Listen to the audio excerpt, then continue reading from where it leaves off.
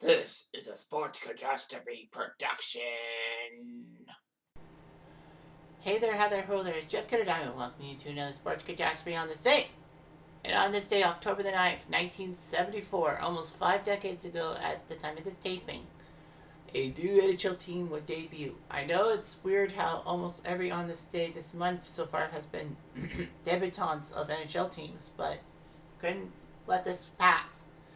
Anyway, it's 1974. It's the third expansion of the NHL in the 1970s. 1970 had Buffalo and Vancouver expand into the NHL. 72 had the Atlanta Flames, soon to be Calgary Flames, and the New York Islanders do it.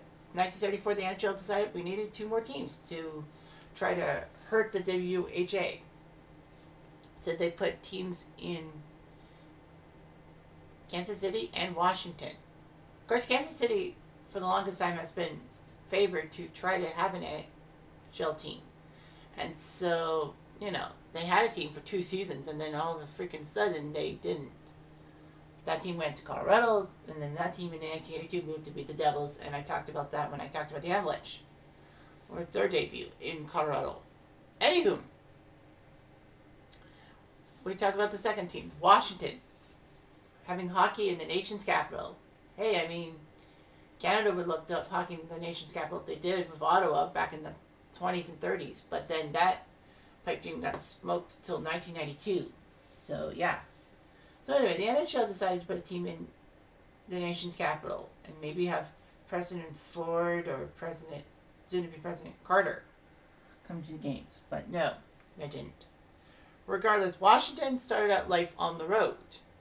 Unusual because most of the franchises I talked about actually started at home, but not Washington. Washington was known for their weird jerseys. Of course, the picture you see is not of the true one, of the red Capitals jersey with the white pants. Ick. Anyway, Washington had the famous Washington with the Capitals in lowercase, but with a hockey stick representing the T, and with the puck, which was cool. They started out life against the New York Rangers, the 1974 New York Rangers. And it looked pretty decent. Washington had a weird expansion draft, just like many teams had, because of all the leftovers and the rules. But Washington scored first, a goal by Jim Hrycyuk. Hrycuik. I apologize, Washington Capital fans, but I think it's Croatian. I can't really pronounce it properly. Washington also got the first penalty in history as Bill Mickelson, who would actually set an NHL record I will talk about. Well, he said that particular got 2 minutes for hooking. Rangers didn't score on the power play. Rangers did tie the game on a goal by Craig Polis, P-O-L-I-S, from Rod Gilbert and Brad Park, great New York Ranger legends. Washington would actually get a power play goal after Rick Middleton was in the box for tripping by Ron Anderson from Denny Dupierre and Greg Joly. Rangers would tie it on a power play goal by Brad Park from Walt Kachuk and Pete Stamkowski. Walt Kachuk, oh yeah, Kitchener. I didn't say that. Brad Park with the goal.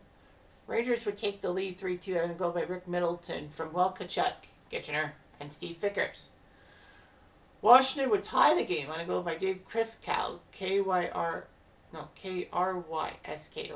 from Bruce Cowick and from Hirschek. So Washington actually was hanging tough with the Rangers, 3-3.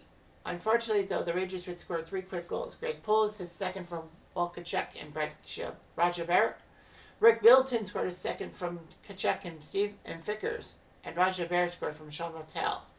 Can you believe Walt Kachuk? 4 assists on opening night. Kachuk had more points by himself than Washington had goals. It's like, wow. Huge and all that. So yeah, the Rangers had Ed Jacquemin in the net, and he was an icon for the Rangers. Sure, he gave up 3 goals on 12 shots, and his save percentage was 75%, but still, the Rangers won. The Rangers who were playing for them in 74, 75 were Jerry Butler, who would soon go on to infamous fame with the Canucks and Leafs, Bill Fairburn, Rod Jabber, always a legend, number 7, Ron Harris, Ted Irvin, who would have a son who would be a professional wrestler, Chris Jericho, Gilles Marat, I thought he was a goalie, but no, he's not, Rick Middleton, Brad Park, yeah, Middleton, big mistake by the Rangers trading him to Boston. They said that was the worst trade in Rangers history. Brad Park, who would be traded to Boston in a different deal, Greg Polis, Jean Rattel, gentlemanly Jean Rattel, Dale Rolfe, who was infamously pummeled during Game 7 of the 1974 playoffs against the Flyers, in which that was the last time the Rangers had played a game before this one. And of course, people were criticizing the Rangers for not going in to protect their guy. But the rules were there was an instigator penalty, and the Rangers didn't want to lose anyone for the game. Derek Sanderson, who would go on to Boston, who was a Boston icon, who went to the Rangers and blew all his money. Rod Seeley, who actually would coach the Kitchener Rangers for half a year. Pete Stamkowski, former Leaf. Walt Tkachuk, Kitchener, not native, but Kitchener player, 4 assists. Steve Vickers, who would go on to better fame as a Flame. Bert Wilson, and of course, Aaron Jackman. Washington's opening night lineup had Ron Lowe in the LLW. You remember him being the coach of the Oilers? He was the goalie.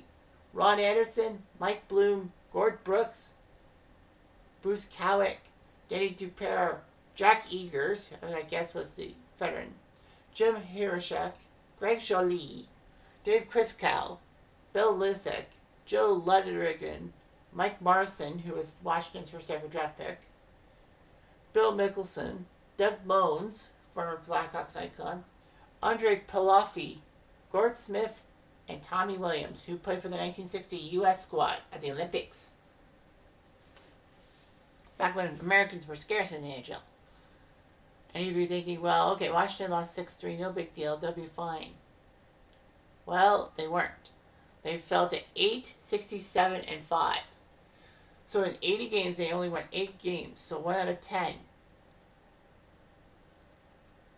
Which was like, holy crap. 21 points. One of the worst, if not the worst, modern day record in NHL history. Jim Anderson coached him to a 4.45-5 mark. Basically, he had more ties than wins, back when ties were common in the regular season because they had no overtime. Red Sullivan came in and was 2-16, pathetic. And Milt Schmidt, Kitchener native, came in and they were 2-6. So they played at the Capitol Center for many years. The only problem with the Washington squad was that if you look at their road record, it's pathetic. Only 1 road win in team history, and that was their final game in road game in Oakland against the Seals. So that was just like huge and all that. 8, 67, and 5. They had a decent lineup. Tommy Williams, despite him being 34 years old, led the team in points with 58, 22 goals, 36 assists. Denny Dupere, the 26-year-old, actually scored 20 goals himself. Mike Marson, the draft pick, actually was 3rd in team scoring with 28 points. You had the legendary Yvonne Labra, who had his number retired by the Capitals, his number 7 retired. Ron Lalonde, Mike Bloom, Dave Kriskow, Doug Moans, Bill Lessick, Stan Gilbertson, Ace Bailey, not the former Leaf legend, but Garnet Ace Bailey, who died in 9/11. True story.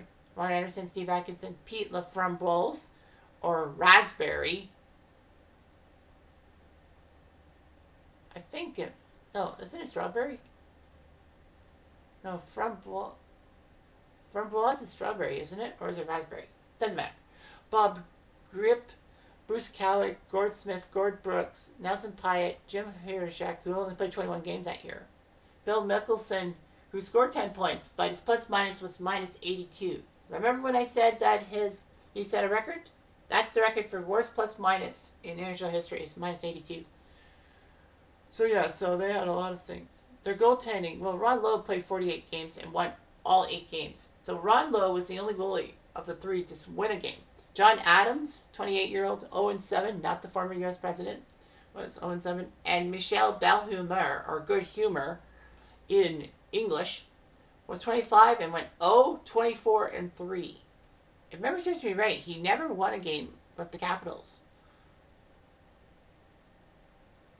He played for Philly and won 9 games, which was fine. But in 42 games with the Capitals, he was 0-29-4 lifetime. That just sucks. Talk about porous teams like the 93 Senators, but still, like Ron Lowe should not have been the only goalie to win a game, but he did. And the Capitals, that's that Capitals. It took them a while. It took them, what, 7 years till they got back to respectability? And then the big trade with Montreal to get Rod Langway actually helped matters. It did. Look it up, people. Anyway, I'm Jeff Diamond. Adieu.